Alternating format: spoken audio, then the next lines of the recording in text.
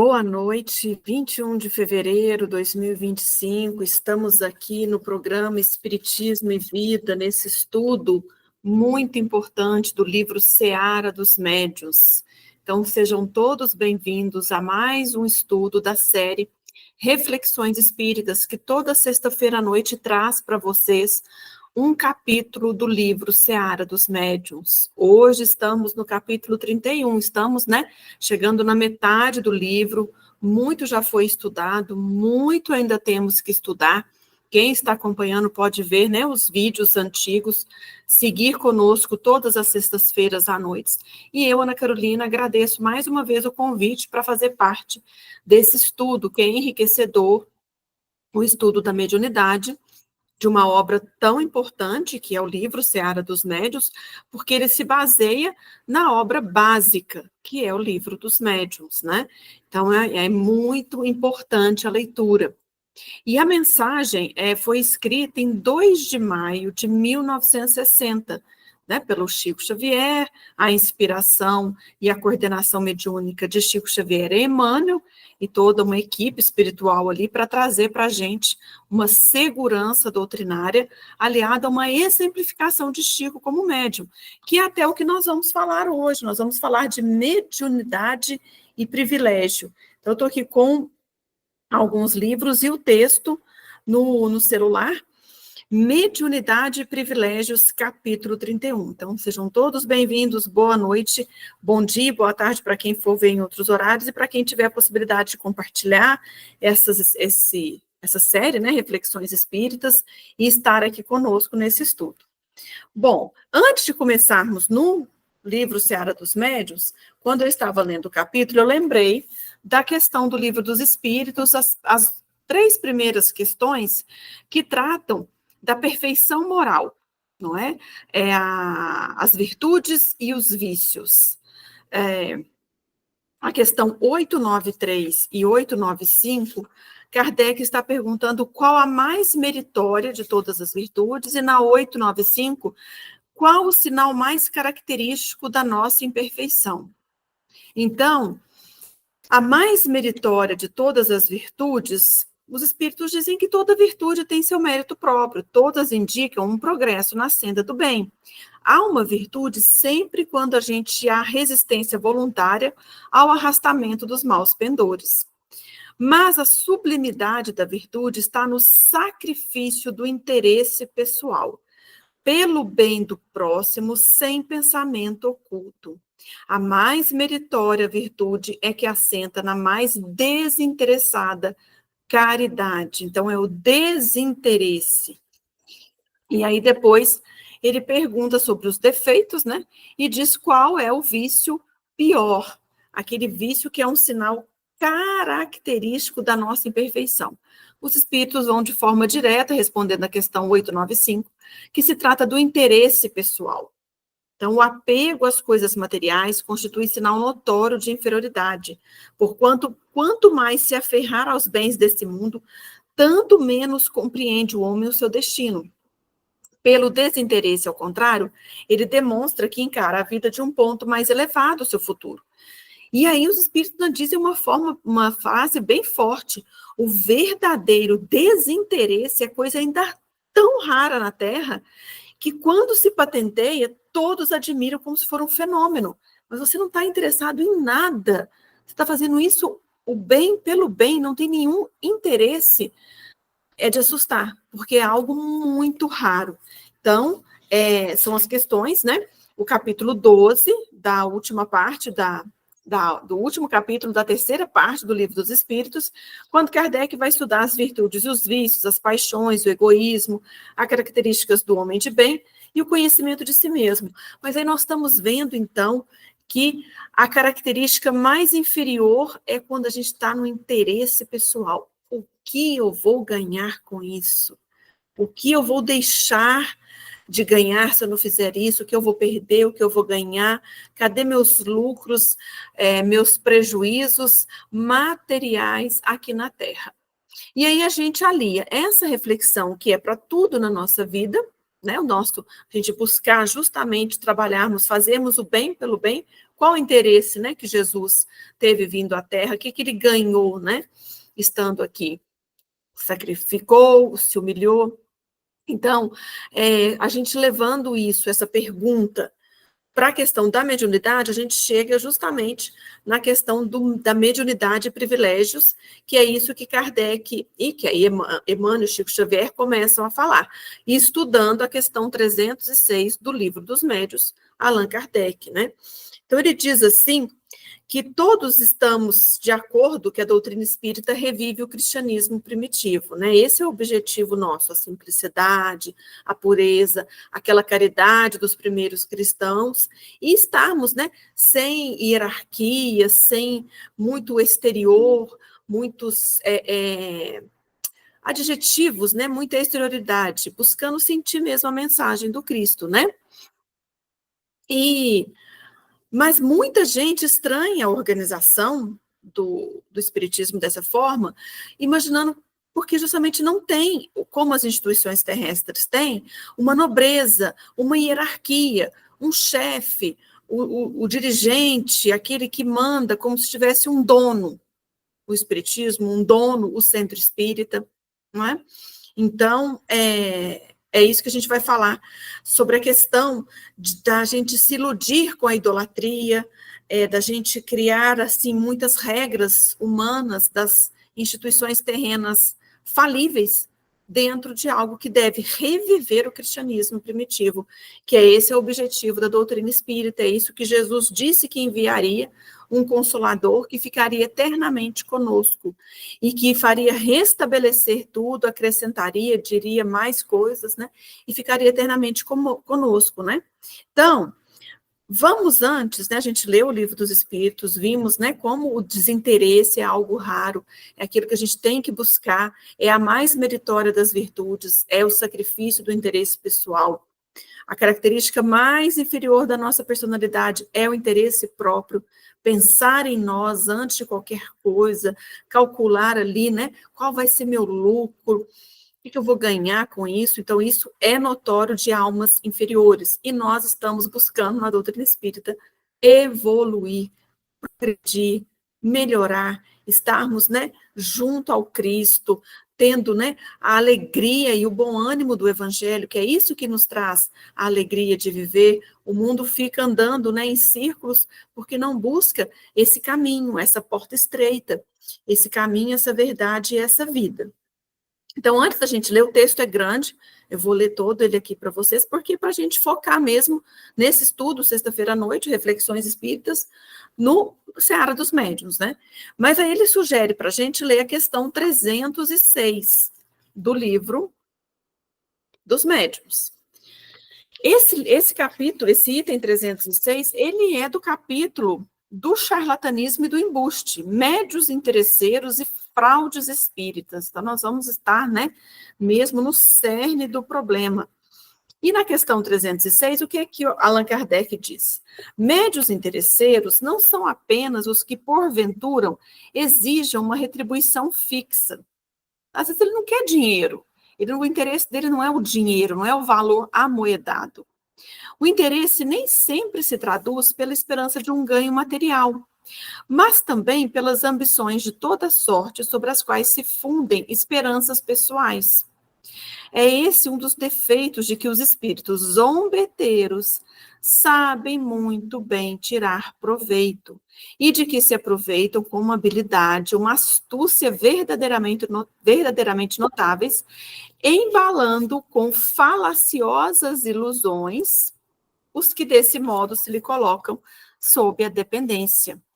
Então, aí a gente se abre, a gente dá brechas para estarmos sendo obsediados, sendo iludidos através desses zombeteiros que vêm, que a gente tem ali aquele amor próprio, aquele orgulho, aquele desejo de aparecer, de ser o melhor, de ser reverenciado, idolatrado.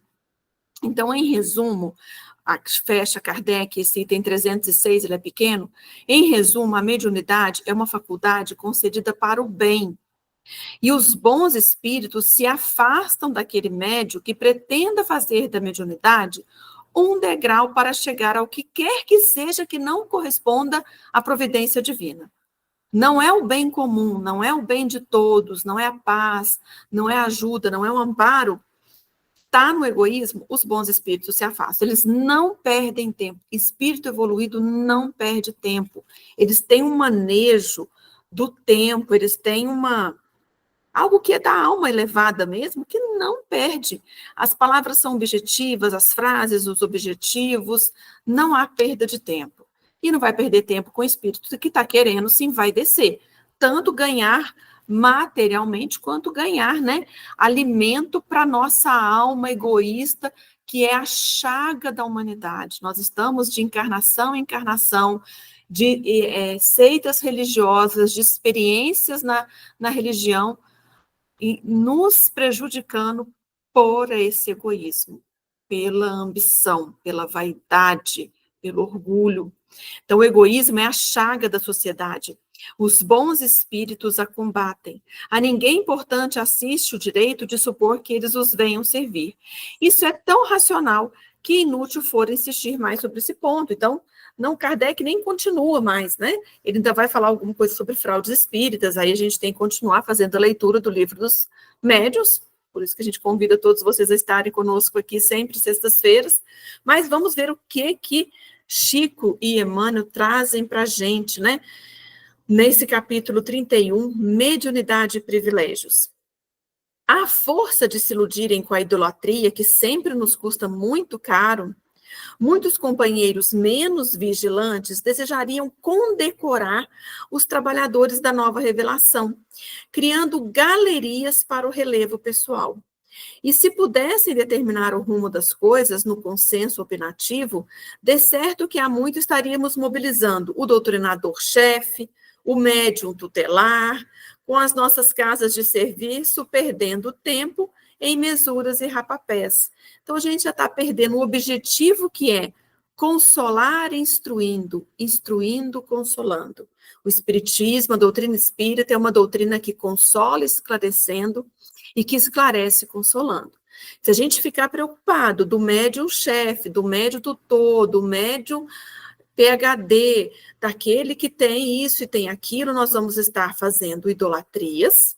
Nós já ficamos muito na idolatria dos bezerros de ouro, ainda estamos nessa, né, nessa idolatria. Então, há um perigo muito grande nos centros espíritas de achar que aquele médium é o chefe, é o mais importante. E, às vezes, alguém na recepção que dá um bom dia, uma boa tarde, uma boa noite, que dá aquele sorriso fraterno com a vibração do seu coração, é ele que está, às vezes, sustentando os trabalhos de um centro espírita. E não aquele que se acha portador de algo miraculoso, de algo que deve ser idolatrado e deve ter, assim, né, todas as condecorações. Muitos de nós, às vezes, não fazemos por maldade, mas por ignorância, por não se instruir e não estudar o livro dos médiuns. Porque Kardec, no livro dos médiuns, já fala do interesse, e na revista espírita que está aqui, Kardec fala sobre o chefe do espiritismo, e a Amélie Baudet colocou, a esposa dele colocou no Obras Póstumas a questão do chefe do espiritismo, aquele que se pretenda ser o Messias, o chefe, aí é que ele não é. Então, Kardec preocupou muito com isso, e isso ele fez sempre priorizando o estudo, o bom senso, né, para não nos cairmos, né, nisso de ter o médium chefe, o médium titular, a idolatria.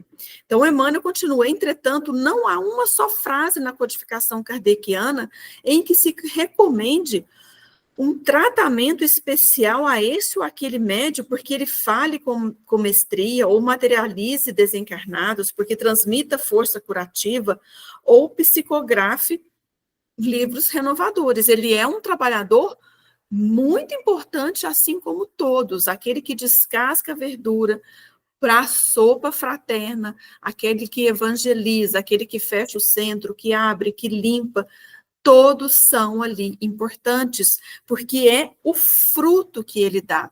E tem que ser um fruto gostoso, saboroso. Então, como Emmanuel fala da codificação kardeciana, né? Eu fui lá na Revista Espírita, onde tem essa mesma parte do chefe do Espiritismo, onde Kardec estava lá preocupado, né, em realmente organizar ali como seria, né, a parte da constituição de um centro espírita, né? Kardec estava fazendo isso quando ele desencarna, né? Então, tanto é que é na Revista Espírita aqui de 1868, Kardec desencarna em 1869. Então, ele tinha muita preocupação com isso, com o futuro do espiritismo. Mas ele sempre dizia, né, que quem tem a missão, ele nem tem consciência da sua missão. Então, se ele fala que tem uma missão, ele já não tem a missão, porque está faltando para ele simplicidade, humildade, modéstia, né? O mais completo desinteresse material e moral. Só a pretensão de ser o Messias constitui a negação dessas qualidades essenciais. Então, ele fala que um dos perigos da doutrina espírita é isso mesmo, é se preservar daquele que queira ser o chefe, daquele que queira ser aquele homem que pode se considerar tendo todas as qualidades possíveis, né? Então, e Kardec fala, mas o que adianta ter as qualidades e ser realmente homem, sendo que todos nós vamos passar, vamos desencarnar. Então, para ficar eternamente conosco, está nos livros, né? Porque passam-se, né, os homens, mas ficam aqui. Chico Xavier já desencarnou, não sabemos onde está Emmanuel, mas nós temos aqui o capítulo 31. Deus, a espiritualidade, nos concede o YouTube, essas ferramentas das redes sociais para estarmos conversando e ampliando a divulgação. É isso que nós temos que fazer. Não ficarmos, né, colocando o nosso nome em letreiros, achando, né, que o nosso nome é um nome de uma das várias encarnações que nós temos, né? Porque nos envaidecermos, né, de algo que nós ainda não temos. Então, quanto maior consistência de adquirir, tanto mais ciladas lhe armarão seus adversários. Então, quanto mais o espiritismo, quanto mais o centro espírita for trabalhando com bondade, com simplicidade, mais essas artimanhas vêm. Então, Kardec já fala, é o dever de todos os espíritas sinceros anular as manobras da intriga que se possam urdir, assim nos pequenos centros espíritas como nos grandes. Que ele já fala em 1868, quando estavam já sendo, né, fundados vários centros espíritas na França. Até que ele faz a viagem em 1862, percorrendo toda a França para fazer essa visita. Então, o que ele nos sugere? Deverão eles, em primeiro lugar, repudiar do modo mais absoluto todo aquele que por si mesmo se apresente qual Messias, quer como chefe do espiritismo, quer como simples apóstolo da doutrina. Pelo fruto é que se conhece a árvore. Espera, pois que a árvore dê fruto para decidir se ela é boa. E veja também se os frutos têm sabor. Então, depois ele ainda continua, está aqui, a indicação da leitura tem tanto no Obras Póstumas, quanto no Revista Espírita, a edição foi em dezembro de 1868. Kardec desencarna em março de 1869. Então, ele já estava naquela preocupação, mas o espiritismo caminha, né? Ele caminha aí porque tem as obras básicas, tem as obras subsidiárias, e a gente consegue, né, estar se conhecendo, ampliando a divulgação pelas redes sociais, pelas palestras presenciais, pelas federativas, pelos AMES, pelos CREs. É isso que a gente precisa, mas nunca esquecermos, né, da nossa responsabilidade e dos nossos frutos. Se os nossos frutos dentro do centro espírita são de intriga, de afastar, de desunir, da maledicência, nós não estamos no caminho certo. Então, a preocupação fundamental, o Emmanuel continua no Seara dos Médiuns, a preocupação fundamental dos emissários divinos na formação de nossos princípios foi, aliás, edificar moralmente a instrumentação mediúnica em base de simplicidade e desinteresse, para que ela corresponda às vistas da providência. Então, estamos tendo simplicidade e desinteresse no nosso trabalho, queremos passar a mensagem de Jesus para que aquela criança, aquele jovem, aquela pessoa que foi assistir a palestra, ela saia de lá querendo Jesus, querendo o evangelho, querendo colocar em prática, e não querendo seguir a nós. A gente não pode seguir pessoas, porque todos somos falíveis. Então, não existem, desse modo, um médium maior, um médium menor, não tem o palestrante maior, o menor, o evangelizador, o atendimento fraterno, o passista, aquele lá é melhor, o outro é pior. Então, porque senão vai favorecer em nós prerrogativas, castas, separação. Ah, é o grupo da elite, o grupo dos iniciados. Não existe isso. Qualquer um pode ler o Livro dos Espíritos, interpretar e colocar em prática esse amor que ele nos sugere. O que ele nos sugere? Qual que é a mais meritória das virtudes?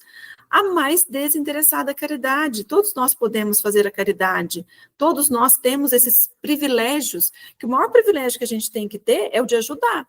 Não o privilégio de ter uma cadeira especial no centro espírita, uma sala especial, um horário especial, né? Então, tanto na mensagem do Evangelho quanto na mensagem do Espiritismo, o que prevalece acima de tudo é a responsabilidade para cada um de nós. Responsabilidade de sentir e pensar, responsabilidade de falar e de fazer. Não temos o direito de enfeitar os outros com os brasões da excessiva confiança para que realizem um trabalho que nos compete. Por essa razão, todos os operários da construção espírita são respeitáveis. Então, um centro espírita que trabalha, ele tem evangelizador, ele tem atendimento fraterno, ele tem passista, ele tem caridade material, caridade moral, aquele que dobra a roupa, que recebe a doação, aquele que cozinha o arroz, aquele que evangeliza, aquele que faça a palestra, que lote para 100, 150 pessoas, que evangelize muitas crianças, mas é a mesma importância. É a mesma importância, porque cada um é uma peça, é uma construção. Nós somos operários. Todos os operários da construção espírita são respeitáveis. O doutrinador que se esmera em socorrer o irmão obsidiado através de um entendimento particular, está fazendo uma obra idêntica àquele que está falando lá na palestra, no salão, na sala, nos grupos de estudo. O médium que está grafando um compêndio santificante não é superior àquele que está falando para uma pessoa enferma. Sustentar a ideia espírita indene de qualquer imaginária fidalguia para aqueles que a servem. É dever de todos nós. Então, não tem o espírita melhor, não tem aquele chefe, não tem aquele PhD. Não existe privilégio, a não ser os privilégios cristãos, a qual nós vamos encerrar com o André Luiz, porque ele vai trazer para a gente quais os privilégios que a gente tem. Então, na formação cristã, não sobraram privilégios para ninguém. Então, Emmanuel, aqui no capítulo 31 do Seara dos Médiuns, ele vai voltar no Cristo, então ele vai falar do próprio Cristo, que se revelou pelo que fez, olha o fruto saboroso, substancioso do que é o Evangelho para nós. Então, o próprio Cristo, que se revelou pelo que fez e pelo que deixou de fazer, não se furtou ao sacrifício e à humilhação. Algum tempo depois dele, Tiago, filho de Zebedeu, foi assassinado. O Estevão caiu sob injúrias e pedradas. Simão Pedro foi conduzido ao martírio extremo, foi crucificado. E Paulo de Tarso tombou sobre um golpe de espada que o decepou. Por estarem todos eles ensinando a verdade e praticando o bem. Hoje não podemos precisar de que modo desencarnarão os médiuns espíritas ocupados em uma tarefa libertadora da consciência, mas o importante é que a gente viva atendendo aos próprios deveres, para que a gente possa receber corretamente a morte, quando não seja na palma do heroísmo, como Tiago, Paulo, Pedro, Estevão, mas que a gente seja, né, e recebamos, né, corretamente a nossa morte na dignidade do trabalho edificante. Na dignidade do trabalho edificante. Tem uma lição do Fonte Viva, que eu li semana passada numa palestra, até vou achar ela aqui, porque fala sobre a questão do trabalho, né? É o Fonte Viva, a lição 73, falando do estímulo fraternal. E ele diz assim: se tem braços para ajudar e cabeça habilitada a refletir no bem dos semelhantes, és como um rei que possuísse um mundo de moedas preciosas sem coragem de amparar a ninguém. Então, nós precisamos trabalhar, e nunca a enfermidade e a tristeza devem nos impedir a jornada. Olha que frase forte de Emmanuel: é preferível que a morte nos surpreenda em serviço do que esperarmos pela morte numa poltrona de luxo. É preferível que a morte nos surpreenda em serviço a esperarmos por ela numa poltrona de luxo. Né? A morte arrebatou Kardec, que morreu de pé, foi abrir a porta para receber uma pessoa, ele já estava, né, planejando a mudança, para ele queria fazer uma vila, né? Lá em Paris era muito comum essas vilas, as casinhas onde estariam os espíritas mais idosos, poderiam se reunir junto, como se fosse, né, um asilo. Era uma vila, ele estava preparando para mudar, tinha conseguido dinheiro para conseguir fazer essa vila, para preocupar com os espíritas mais idosos, né?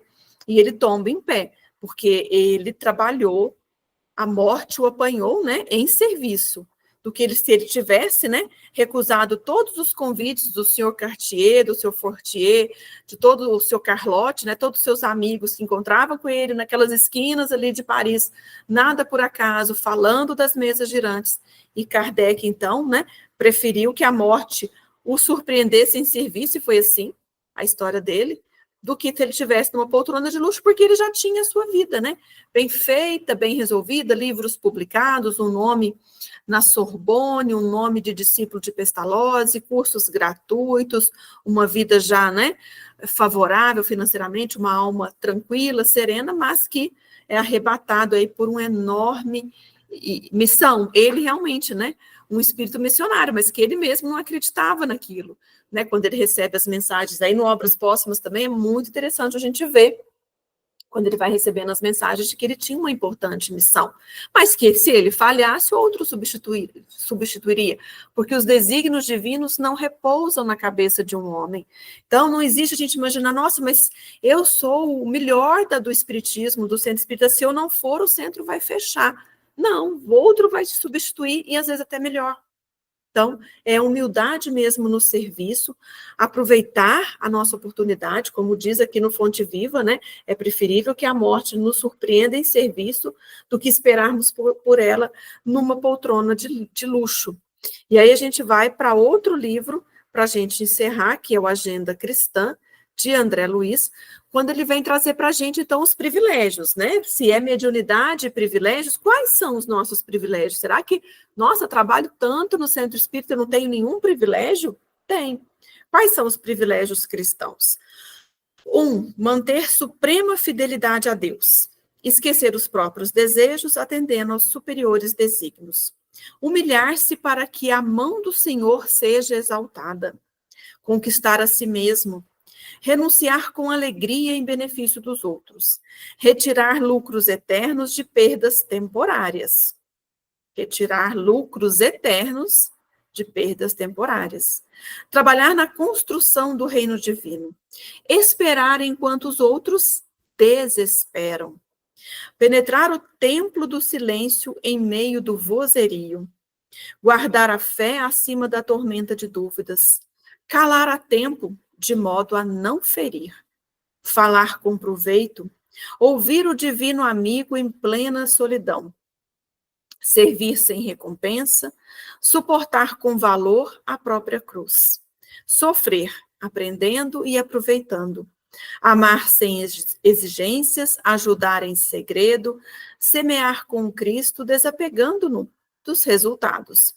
Encontrar irmãos em toda parte, cultivar o prazer de ser útil, discernir o justo valor das causas e das coisas, santificar o mal, amparar com sinceridade os que erram, perdoar, quantas vezes for necessário, superar os obstáculos, conservar a jovialidade e a doçura e sustentar o bom ânimo. André Luiz encerra, através da mediunidade de Chico, dizendo: desprender-se dos enganos do mundo, antes que o mundo nos desengane. Perseverar no bem, até ao fim. 30 privilégios cristãos. Que eles nos abençoem, nos direcionem, que a gente continue firme aqui no canal, abençoando o programa Espiritismo e Vida e toda a sua série de vários e vários estudos. E agradeço mais uma vez a oportunidade de estar contribuindo aí nas reflexões espíritas com o livro Seara dos Médios. Então, até o nosso próximo encontro e que fiquemos com Deus e com Jesus, nosso irmão. Que assim seja.